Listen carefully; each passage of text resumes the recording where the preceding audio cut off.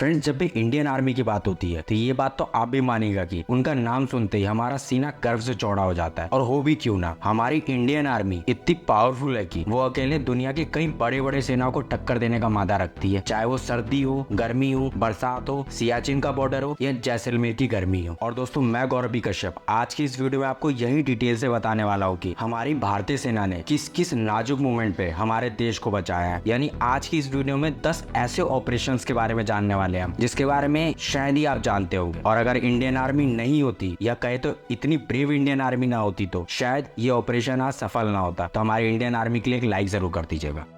दोस्तों, 15 अगस्त 1947 इस दिन को हमें आजादी मिली थी, पर अंग्रेजों के चंगुल से आजाद हुआ भारत आज के हिंदुस्तान से एकदम अलग था। इसलिए आप ये बात कह सकते हैं कि आजादी के बाद भी विधिवत रूप से इन इलाकों को जोड़ने का सिलसिला भारत में चलता रहा। कहीं बातचीत से मसला सुलझा तो कहीं बलपूर्वक। और फ्रेंड्स, इन्हीं इलाकों में से एक था गुजरात का साउथ वेस्ट इलाका जूनागढ़। दोस्तों, ये रियासत 15 अगस्त 1947 में भारत में शामिल नहीं हुआ था। हालांकि इस इलाके की अधिकांश जनसंख्या हिंदू थी, पर वहाँ का शासक मुस्लिम था। इंडियन इंडिपेंडेंस एक्ट 1947 में हर रियासतों को ये छूट दी गई कि वो अपनी मर्जी से भारत या पाकिस्तान किसी एक देश में शामिल हो सकते या फिर एक इंडिपेंडेंट सोवेरेन स्टेट के रूप में भी खुद को स्थापित कर सकते हैं। और इसी ऑप्शन का फायदा उठाते हुए उस वक्त के जूनागढ़ रियासत के राजा नवाब मोहम्मद महावत खान जी, जो कि उस वक्त की रियासत के राजा का नाम था, इन्होंने पाकिस्तान में शामिल होने का फैसला किया। और ये थी भारत के लिए सबसे बड़ी खतरे की घंटी। और जैसे इस बात की खबर दिल्ली सरकार को लगी, वहाँ हलचल तेज हो गई। उस वक्त भारत के होम मिनिस्टर रहे सरदार वल्लभ भाई पटेल ने तुरंत एक कड़ा कदम उठाया और गुजरात के जूनागढ़ रियासत के लिए कोयला और ईंधन दोनों के सप्लाई पे रोक लगा दी। वहीं दूसरी तरफ भारतीय सेना ने मंगरोल और बावरिया वार्ड पर वहाँ के नवाब से कब्जा छीन लिया। जिसके बाद होना क्या था, भारत की सेना की शक्ति और वहाँ के लोगों का मिजाज देखते हुए जूनागढ़ रियासत के नवाब खान जी वहाँ से कराची भाग गए। 20 जनवरी 1948 को नवाब के कराची भागने के बाद वहाँ के लोगों द्वारा जनमत कराया गया, जिसमें लोगों को ओपन वोटिंग करने का फैसला दिया गया। और वहाँ के लोगों ने पूरा इस बात का पक्ष रखा कि हमें भारत के साथ रहना है। आपको बता दूं, उस समय जो वोटिंग हुई थी उस जनमत में 1,90,870 लोगों ने भारत के साथ रहने का फैसला किया था, यानी वोटिंग की थी। जबकि दूसरी तरफ पाकिस्तान के लिए सिर्फ 91 मतदान हुए थे। दोस्तों, जूनागढ़ के अलावा एक और इलाका या कह सकते हैं एक राज्य था जो कि भारत में शामिल नहीं हुआ था और आज भारत का सर्वोच्च राज्यों में से एक है, मतलब काफी डेवलप्ड राज्य है। जी हाँ दोस्तों, आपने सही समझा, हैदराबाद। ये भी 15 अगस्त 1947 में भारत का हिस्सा नहीं था। आपको बता दें, 15 अगस्त 1947 में हैदराबाद की आबादी लगभग 1,60,00,000 लोगों की थी। उस समय हैदराबाद पर नवाब उस्मान अली का शासन था। हैदराबाद के निजाम को भारत या पाकिस्तान चुनने के लिए कहा गया तो हैदराबाद के निजाम ने ब्रिटिश कॉमनवेल्थ का सदस्य बनने की इच्छा जताई, यानी न इंडिया न पाकिस्तान का हिस्सा, जिसे लॉर्ड माउंटबेटन ने, जो कि उस समय के वाइसरॉय थे, उन्होंने पूरी तरीके से खारिज कर दिया। इस खारिज होने के बावजूद भी हैदराबाद के निजाम भारत में शामिल नहीं होना चाहते थे। वहीं दूसरी तरफ सरदार वल्लभ भाई पटेल हैदराबाद को भारत से दूर करने के एकदम पक्ष में नहीं थे। इसलिए उस समय के निजाम को सरदार वल्लभ भाई पटेल ने वहाँ के लोगों द्वारा जनमत कराने का अधिकार दिया या ऑफर दिया। लेकिन निजाम ये जानता था कि वहाँ के लोगों का जनमत भारत के पक्ष में ही आएगा, क्योंकि उस वक्त हैदराबाद में लगभग 85% हिंदू थे, जिसपे एक मुस्लिम शासक राज करता था। जिसका नतीजा ये हुआ कि हैदराबाद के निजाम ने इस जनमत का ऑफर पूरी तरह से ठुकरा दिया। जिसके बाद होना क्या था, भारत अब पूरी तरह समझ चुका था कि अब हैदराबाद में सैन्य कार्रवाई करनी पड़ेगी। और दोस्तों, 13 सितंबर 1948 ये वो तारीख है जब ऑपरेशन पोलो की शुरुआत की गई इंडियन आर्मी द्वारा। हालांकि पोलो नाम से ये मत समझिएगा, इसका पोलो खेल से कोई लेना देना नहीं है, ये एक ऑपरेशन का नाम है। और 13 सितंबर से लेकर 17 सितंबर तक चली इस मुठभेड़ में भारतीय सेना ने अपने जज्बे और बहादुरी के बदले हैदराबाद को भारत में विलय कर लिया। और इस पूरे संघर्ष के बाद 17 सितंबर 1948 को हैदराबाद पूरी तरह से भारत का हिस्सा हो गया। यानी 17 सितंबर की शाम को हैदराबाद के निजाम ने भारत को अपने आप को समर्पण कर दिया और समर्पण करते हुए उन्होंने अपनी जान की भीख मांगी बस। जिसके बाद हैदराबाद भारत का अभिन्न अंग हो गया। फ्रेंड्स, आपको कश्मीर तो याद ही होगा, भारत और पाकिस्तान के बीच जो पहला युद्ध हुआ था उसी में कश्मीर बना था, क्योंकि 15 अगस्त 1947 को जम्मू एंड कश्मीर के राजा हरि सिंह ने ना ही इंडिया और ना ही पाकिस्तान दोनों में से किसी में भी विलय करने के लिए स्वीकार नहीं किया था। लेकिन भारत के विभाजन के कुछ महीने बाद ही, यानी 20 अक्टूबर को पाकिस्तान समर्थक काबिलियों ने धोखे से कश्मीर पर हमला कर दिया था। इस हमले के 4 दिन के अंदर, यानी 24 अक्टूबर तक ही हमलावर श्रीनगर श्रीनगर तक पहुंच गए थे। जिसके बाद होना क्या था, कश्मीर के महाराजा हरि सिंह ने भारत से मदद की गुहार लगाई और हरि सिंह जैसी दिल्ली पहुंचे, सरदार वल्लभ भाई पटेल द्वारा उनसे कुछ एग्रीमेंट साइन करवाए गए, जिसको उन्होंने हंसते हंसते साइन कर दिया। और उस एग्रीमेंट के साइन करते ही सरदार वल्लभ भाई पटेल ने तुरंत सेना को पाकिस्तान को पीछे हटाने का आदेश दिया। यानी उस एग्रीमेंट के साइन होते ही महाराजा हरि सिंह की मदद के लिए भारत सरकार तैयार हो गई और राजा हरि सिंह के मदद मांगने के बाद ही इंडियन आर्मी इस जंग में डायरेक्ट आमने सामने हो गई। और फ्रेंड्स, 26 जनवरी 1947 को शुरू हुआ ये जंग 1 जनवरी 1949 को समाप्त हुआ, वो भी दोनों देशों के शांति समझौते के बाद। और इस समझौते का क्या नतीजा है, इसका रिजल्ट तो आज भी देख रहे हैं। यानी अगर सीधे सीधे बताओ तो इस युद्ध का रिजल्ट ये हुआ कि जम्मू कश्मीर के 2 हिस्से हो गए। यानी जो हमारा जम्मू कश्मीर था उसमें 3 हिस्सा तो भारत के कंट्रोल में आ गया और 1/3 हिस्सा आज भी पाकिस्तान के कंट्रोल में, जिसे हम POK के नाम से जानते हैं। दोस्तों, आजादी के बाद ब्रिटिशर और फ्रेंच तो भारत छोड़ चुके थे, पर पुर्तगाली अभी भी जमे हुए थे गोवा पर कब्जा करके। उस समय दमन और दीव भी गोवा का हिस्सा हुआ करता था। हालांकि गोवा को मुक्त कराने के लिए भारत सरकार ने उन्हें लास्ट अल्टीमेटम दिया कि वो सरेंडर करे और अपने हथियारों को यहीं समर्पण कर दे। लेकिन पुर्तगालियों को लगा भारत अभी डेवलप नहीं है, तैयार नहीं है, वो हमें नहीं निकाल पाएगा, और उन्होंने इस आखिरी अल्टीमेटम को भी अनसुना कर दिया। ये बात तो पूरी तरह क्लियर हो गई थी कि पुर्तगाली आसानी से गोवा नहीं छोड़ने वाले थे। यानी भारत अभी भी कब्जे में था, ब्रिटिशर्स के नहीं पर पुर्तगालियों के, और भारत एक मौके के तलाश में था। और हुआ भी कुछ ऐसा ही। दरअसल नवंबर 1961 को एक घटना हुई। पुर्तगाली सैनिकों ने गोवा के मछुआरों पे गोलियां चलाई, जिसमें एक मछुआरे की मौत हो गई। और जैसे ही कोई सिविल मौत हुई, ये बात दिल्ली तक पहुंची और उस समय के तत्कालीन डिफेंस मिनिस्टर KK मेनन और प्राइम मिनिस्टर द्वारा तत्कालीन बैठक बुलाई गई। और उस बैठक में तुरंत इंडियन आर्म फोर्सेस को गोवा की आजादी के लिए ऑपरेशन विजय की हरी झंडी दे दी गई। इस ऑपरेशन का नतीजा ये हुआ कि 19 सितंबर 1961 को तत्कालीन मेन्यू वसाला डी सिल्वा ने भारत के आगे सरेंडर कर दिया। और इस तरह से लगभग 15 साल बाद जिस गोवा को आज समुद्रों का नगर कहा जाता है भारत का, वहाँ के लोगों ने आजाद हवा में सांस ली। दोस्तों, आजादी के बाद भारत ने पहली बार चीन के साथ युद्ध 1962 में लड़ा था,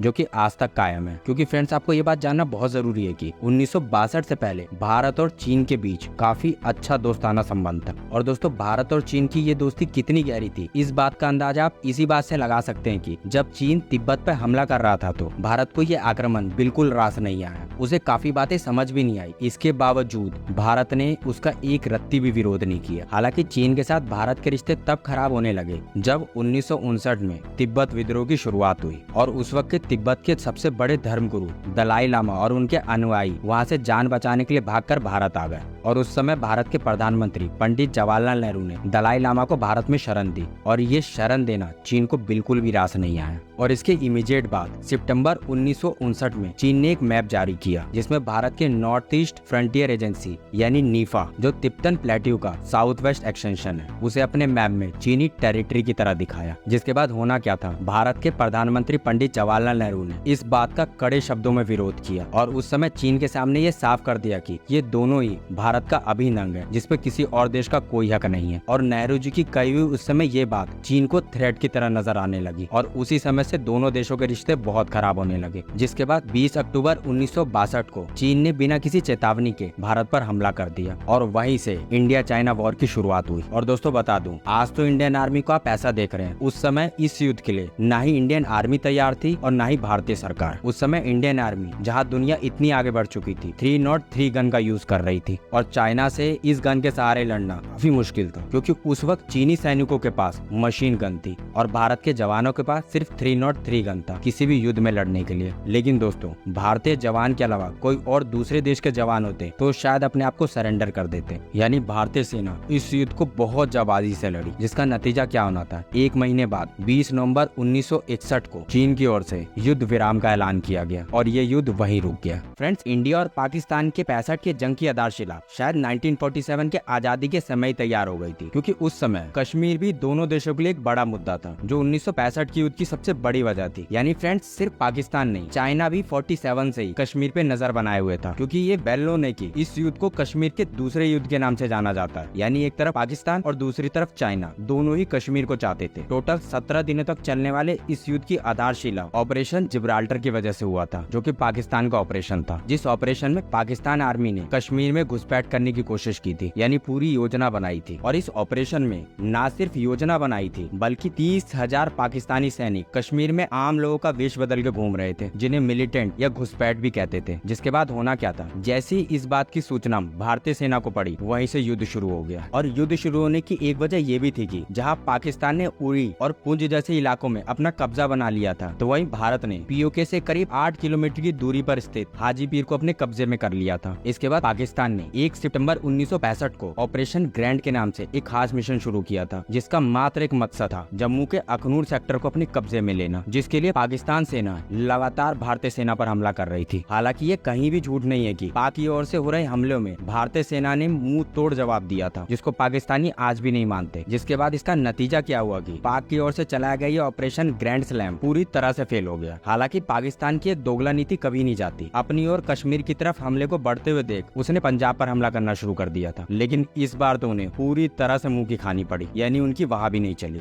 वैसे आपको बता दूं, 6 सितंबर को भारत की ओर से इस युद्ध की ऑफिशियल अनाउंसमेंट की गई थी और ये युद्ध 23 सितंबर 1965 को खत्म हुआ था। और ये युद्ध एक ऐसा युद्ध था जिसमें दोनों ही पक्षों के भारी जान माल का नुकसान हुआ था। जबकि दोस्तों ये बता दूं कि पाकिस्तानी मीडिया और पूरे यूरोपियन कंट्री का ये मानना है कि इस पूरे युद्ध में पाकिस्तान भारतीय सेना पर हावी था, लेकिन दोस्तों ये बात कहीं से भी सच नहीं है। कोई माने या ना माने, इस पूरे युद्ध में भारतीय सेना ही पाकिस्तानी सेना पर हावी थी, क्योंकि अगर वो ग्रैंड स्लैम ऑपरेशन सफल हो जाता तो आज एक दूर भी हमारे पास शायद कश्मीर न बचता। इसी से पता लगता है कि हमारी सेना पीछे नहीं हटी थी, जिसमें चाइना और पाकिस्तान दोनों एक साथ है। साल 1971 में लड़े गए भारत और पाकिस्तान के युद्ध में भारत ने एक बार फिर पाकिस्तान को बुरी तरह हराया था, जिसके बारे में आप सब भी शायद जानते होंगे, लेकिन आपको थोड़ा डिटेल से और बता दूं। फ्रेंड्स, 3 दिसंबर को शुरू हुए इस युद्ध का खात्मा 16 दिसंबर को हुआ था और इसी 13 दिन के चले हुए युद्ध में पाकिस्तान के 2 टुकड़े हो गए थे। पूर्वी पाकिस्तान बांग्लादेश बन गया और पश्चिमी पाकिस्तान पाकिस्तान रह गया। हालांकि इस युद्ध को आज तक का सबसे ऐतिहासिक युद्ध भी इसलिए कहा जाता है क्योंकि इसी युद्ध में 93,000 सैनिकों ने एक साथ भारतीय सेना को समर्पण कर दिया था। अगर भारतीय सेना चाहती तो उन्हें जेल में भी रख सकती थी पूरी जिंदगी, और भारतीय सेना चाहती तो उन्हें लौटा भी सकती थी। और दोस्तों यही भारत की सबसे बड़ी जीत थी। भारत इस युद्ध के बाद दुनिया में रीजनल पावर बन के निकला था। एक्चुअली इस युद्ध की शुरुआत तब हुई जब पूर्वी पाकिस्तान पश्चिमी पाकिस्तान से अलग होने के लिए लगातार अलग अलग तरीकों के प्रयास कर रहा था, यानी कभी सिविल वॉर,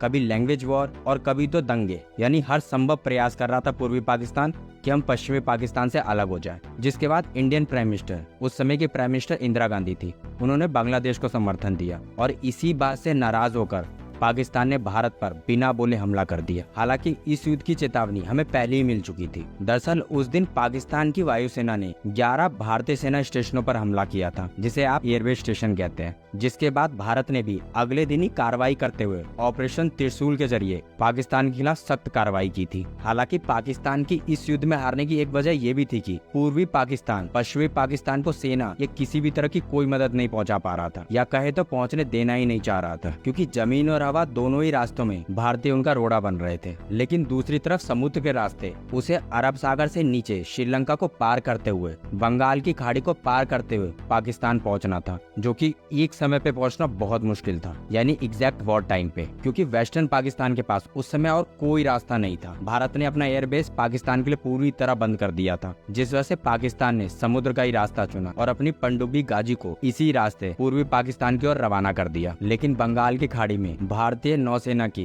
INS विक्रांत ने उस पर हमला करके समुद्र में डुबा दिया, जिसके बाद पाकिस्तान के मंसूबे पर पूरी तरह पानी फिर गया। एक तरफ तो भारत वॉर लड़ रहा था पाकिस्तान से, वहीं दूसरी तरफ पूर्वी पाकिस्तान में जहाँ जब भारत को मदद करने की जरूरत पड़ रही थी, वो उस जगह पर अपनी मदद पहुँचा रहा था। और सबसे ज्यादा इसमें सपोर्ट किया इंडियन एयरफोर्स ने, वो हर समय वहाँ अवेलेबल थी, जिसका नतीजा ये हुआ कि पूर्वी पाकिस्तान में जो आज बांग्लादेश है, वहाँ एक साथ 96,000 पाक सैनिकों को आत्मसमर्पण के लिए मजबूर होना पड़ा। और इसी आत्मसमर्पण के बाद दोनों देशों के बीच 2 जुलाई 1972 को शिमला समझौता हुआ था, और इस समझौते के होते ही ये युद्ध समाप्त हो गया था पूरी तरह, और पाकिस्तान उस वक्त 2 हिस्सों में बंट चुका था। दोस्तों 15 अगस्त 1947 को जब हमारे देश को आजादी मिली थी, उस वक्त सिक्किम भी हमारे देश का हिस्सा नहीं था, क्योंकि सिक्किम में राजाशाही थी, जिसे चौग्याल कहा जाता था। हालांकि 1947 से लेके 1960 तक ये बात कोई भी पॉलिटिकल पार्टी की नजर में नहीं आई, लेकिन 1962 के बाद जब इंडिया का चाइना से युद्ध हुआ, उसके बाद इंडिया को ये समझ आने लगा कि जियोपॉलिटिकल हिसाब से सिक्किम को भारत का हिस्सा बनाना काफी ज्यादा जरूरी है, नहीं तो चाइना उसे हथियाने में कोई कसर नहीं छोड़ेगा। और यही कारण था कि पूरी इंडियन पॉलिटिकल उसे इंडियन रिपब्लिक में मिलाने के लिए काफी ज्यादा तत्पर आ गई थी उस वक्त, जो कि जियोपॉलिटिकल काफी ज्यादा जरूरी था। अगर आप इंडिया का मैप देखें तो आपको ये बात पूरी तरह समझ आ जाएगी कि अगर सिक्किम भारत से टूटता तो हमारा पूरा नॉर्थ ईस्ट टूट जाता। और दोस्तों उस वक्त भी हमारी आयरन लेडी यानी प्राइम मिनिस्टर इंदिरा गांधी थी, और इंदिरा गांधी के आदेश के बाद 6 अप्रैल 1975 की सुबह सिक्किम के चौगियाल के राजमहल को 50,000 भारतीय सैनिकों ने घेर लिया, जिसके बाद सेना ने अपनी फुर्ती और चालाकी के कारण बहुत ही आसानी से राजमहल के 243 गार्ड पर अपना कब्जा बना लिया और उन 243 गार्डों को अपने काबू में कर लिया। जिसके बाद वहाँ के राजा यानी चौगियाल को उन्हीं के महल में नजरबंद कर दिया गया था और इसके तुरंत बाद सिक्किम में जनमत कराया गया था, जिसमें 97.5% लोगों ने भारत की ओर जाने की वकालत की यानी अपना वोट डाला। और इस जनमत के तुरंत बाद इंडिया का 22nd स्टेट बन गया, वो भी लगभग 28 सालों बाद। जिसके बाद 15 अगस्त 1975 को उस समय के राष्ट्रपति फखरुद्दीन अली अहमद ने इस कॉन्स्टिट्यूशनल पे साइन कर दिया और भारत में सिक्किम को पूरी तरह मिला लिया गया। और उसी दिन से यानी 15 अगस्त 1975 से ही सिक्किम को आजाद राज्य का दर्जा मिला। फ्रेंड्स 1984 में किया गया ऑपरेशन ब्लू स्टार अब तक के इंडियन हिस्ट्री का सबसे बड़ा इंटरनल ऑपरेशन था, जिसमें हमारे अजीत डोभाल का रोल सबसे ऊपर था। दरअसल ऑपरेशन ब्लू स्टार पंजाब में कानून व्यवस्था के बिगड़ते हुए हालात को देखते हुए इंदिरा गांधी ने चलवाया था। और आपको बता दूं ये इतना बड़ा इंटरनल ऑपरेशन था कि इस पूरे ऑपरेशन में 83 सैनिक मारे गए थे और लगभग 248 सैनिक घायल हो गए थे। इसके अलावा 492 वहाँ के लोकल और अन्य लोगों की भी मौत हुई थी। साथ ही इस ऑपरेशन को काबू में करने के लिए 1592 लोगों को हिरासत में भी लिया गया था। वेल ये बात से तो हम सभी वाकिफ है कि operation blue star Khalistani movement थी पूरी तरीके से, पंजाब को भारत से मुक्त करा के अपना एक अलग देश खालिस्तान बनाने का। आगे चलने से पहले इसके बारे में थोड़ा सा जान लीजिए। 1984 का दौर था जब जरनैल सिंह भिंडेरवाला सिखों के धार्मिक संस्था दमदमी टकसाल के लीडर थे। उस वक्त उनकी एक ही मांग थी, हिंदू पंजाब छोड़ के चले जाए, जिसके लिए भिंडेरवाला और खालिस्तान समर्थकों ने अमृतसर के स्वर्ण मंदिर स्थित अकाल तख्त परिसर को अपने कब्जे में ले लिया था, जिससे सिखों की धार्मिक भावना काफी आहत हुई थी। और जब इसी बात की जानकारी भारत के मौजूदा प्राइम मिनिस्टर इंदिरा गांधी को पड़ी थी तो उसी के बाद इंदिरा गांधी ने ऑपरेशन ब्लू स्टार की मंजूरी दी थी। हालांकि आपको बता दें कि ऑपरेशन ब्लू स्टार का एक ही उद्देश्य था, गोल्डन टेम्पल के परिसर से जनरल सिंह भिंडेरवाले को हटाना और हरमिंदर साहब को पूरी तरह से अपने कंट्रोल में लेना। हालांकि अगर आप इस ऑपरेशन को डिटेल में जानना चाहते हैं तो एक बेहतरीन यूट्यूबर नीतीश राजपूत ने इसकी डिटेलिंग वीडियो बनाई हुई है, मैं उसका लिंक डिस्क्रिप्शन में दे दूंगा, आप इस वीडियो को डिटेल में जाके देख सकते हैं, जिन्होंने पूरा समझाया हुआ है कि कैसे अजीत डोभाल ने अकेले पूरे ऑपरेशन को अंजाम दिया था। 7 जुलाई 1984 इस तारीख को हरमिंदर साहब परिसर को भारतीय सेना ने पूरी तरह अपने कब्जे में ले लिया था। हालांकि ये भी बात उस समय पूरी तरह सच थी कि इस घटना के बाद पूरी दुनिया में जितने भी सिख समुदाय थे उनकी धार्मिक भावना बहुत आहत हुई थी और उस समय बड़े बड़े पॉलिटिशियन इस बात को मान रहे थे कि ये बहुत बड़ी राजनीतिक हार है, क्योंकि कईयों का कहना था कि इंदिरा गांधी को गोल्डन टेम्पल के अंदर गोली नहीं चलवानी चाहिए थी। अब ये कितना सही है कितना गलत आप कमेंट करके बताइएगा, हम ये बात आप पे छोड़ते हैं। जिसके बाद होना क्या था, इसी ऑपरेशन की कीमत आखिरकार इंदिरा गांधी को अपनी जान देकर चुकानी पड़ी, क्योंकि जहाँ तक आपको याद हो 2 सिखों ने इंदिरा गांधी को, जो कि उनकी सिक्योरिटी में थे, गोली मारी थी। दोस्तों साल 1999 का कारगिल वॉर आपको याद तो होगा ही। दरअसल ये वॉर 3 मई से शुरू होकर 26 जुलाई तक चला था। हालांकि अगर आप इस युद्ध का कारण जानना चाहते हैं तो कारण एक ही है, पाकिस्तान हमेशा समय समय पर अपनी औकात दिखाई जाता है और इस बार भी वही हुआ था, उसने अपनी औकात दिखा दी। क्योंकि श्रीनगर से 215 किलोमीटर दूर पर्वतीय चोटियों पर पाकिस्तान ने एकदम गुपचुप तरीके से अपना कब्जा कर लिया था और उनकी इसी हरकत को यानी पाकिस्तान को सबक सिखाने के लिए भारतीय सेना ने ऑपरेशन विजय की शुरुआत की थी। पाकिस्तान ने भी उसके विरोध में एक ऑपरेशन शुरू किया था जिसका नाम था ऑपरेशन भद्र। वैसे बाद में भारतीय वायुसेना ने ऑपरेशन सफेद सागर को भी स्टार्ट किया था, जो कि ऑपरेशन विजय का हिस्सा था। साथ ही इस युद्ध में भारतीय वायुसेना द्वारा मिराज 2000 को भी भारतीय वायुसेना में शामिल किया गया था। दरअसल उस समय इंडियन एयरफोर्स ने इन पाकिस्तानी घुसपैठियों से निपटने के लिए कारगिल की पर्वतीय चोटियों पर, जहाँ उस वक्त पाकिस्तान की तैनाती थी, जहाँ पर उन्होंने कब्जा किया था, उन पर भारी बमबारी करके उनके बंकर और सप्लाई चेन को ही नष्ट कर दिया था, जिसके बाद में पाकिस्तान को जरा सा भी भनक नहीं थी कि इंडिया ऐसा कुछ करने वाला है। हालांकि जब भारतीय सेना ने इस बात की जवाबी कार्रवाई मांगी तो उस समय की पाकिस्तान सरकार ने सिर्फ एक ही बात कहा कि वो कोई पाकिस्तानी सैनिक नहीं है, उन पहाड़ियों पर लड़ने वाले सारे के सारे कश्मीरी उपद्रवी हैं। यानी उन्होंने अपने सैनिकों का शव लेने तक के लिए मना कर दिया। खैर, एक लंबी लड़ाई के बाद भारतीय वायुसेना ने पाकिस्तान सैनिकों को उन्हीं पहाड़ियों पर खदेड़ दिया। जिसे आप पाकिस्तानी आतंकी कह लें या पाकिस्तानी सैनिक कह लें, उनका शव आज भी उन्हीं पहाड़ियों में होगा। जिसके बाद उस समय के मौजूदा प्राइम मिनिस्टर श्री अटल बिहारी वाजपेयी ने 11 जुलाई 1999 को कारगिल युद्ध में भारत के जीत की अनाउंसमेंट कर दी। दोस्तों, बेशक से भारत ने कारगिल युद्ध को जीत तो लिया था, पर वहाँ एक दुख की बात थी। हमने इस कारगिल युद्ध में अपने देश के 597 सैनिक गंवाए थे, जिनके लिए एक बार जय हिंद लिखना तो जरूर बनता है। जय हिंद। लेकिन जाते जाते आपको बता दूं, इस पूरे युद्ध में सबसे बड़ा सपोर्ट इजराइल ने किया था, क्योंकि इस पूरे युद्ध में जो तोप यूज हो रहा था, जो कि पूरे युद्ध की सबसे बड़ी भूमिका निभा रहा था, वो इजराइल के द्वारा दिया गया था। वेल दोस्तों, ऐसे वीर जवानों के लिए जो हमें आजादी दिलाने के लिए आज तक शहीद होते आए हैं, उनके लिए जय हिंद लिखना मत भूलिएगा। जय हिंद।